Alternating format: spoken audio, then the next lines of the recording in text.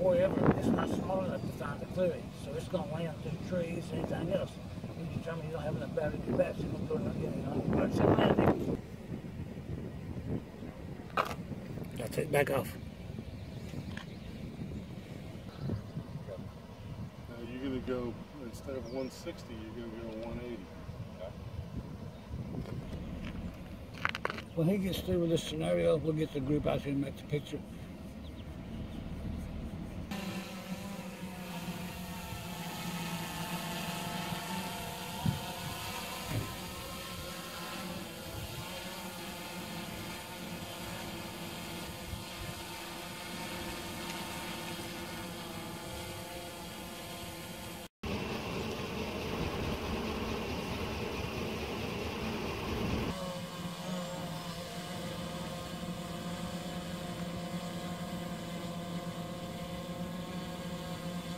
Look in the screen.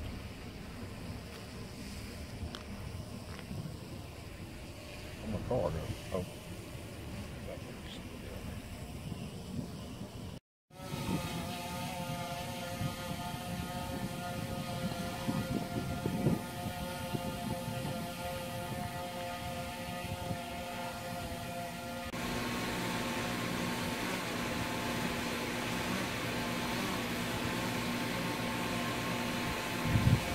In a hazardous situation, not risking a deputy's life, we can send the drone up to the vehicle to try to see what's in the car.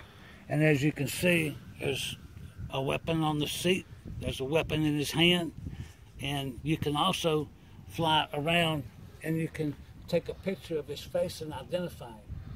And we can video everything while it's being done and take still pictures while the drone is, flying.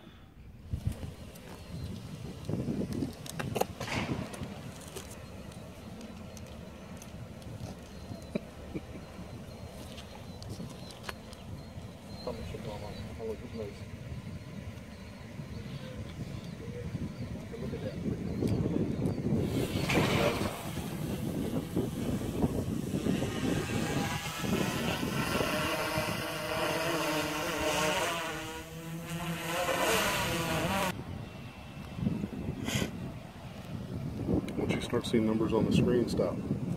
Okay, boom. Okay. Put your crosshairs right over that bag.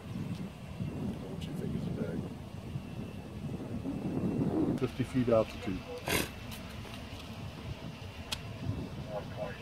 You're going to not want to watch the video, you're going to want to watch the television.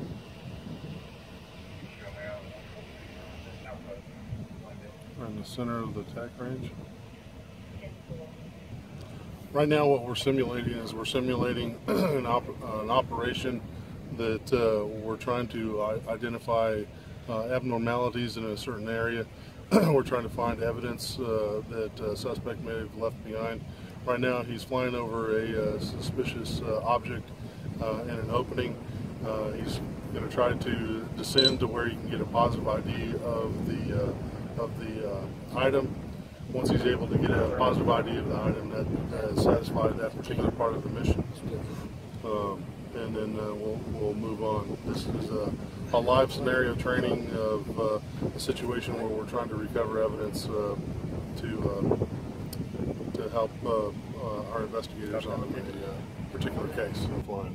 Is there a way to home out? I mean, to do an automatic? No, not that I found yet. Still have to look. You're going to be looking at this. Actually, you're going to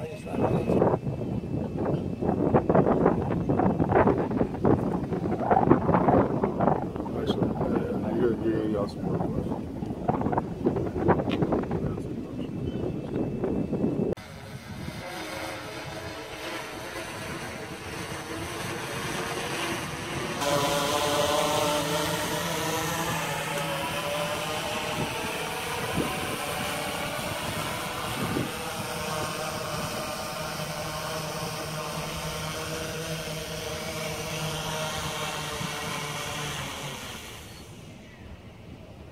Battery percent.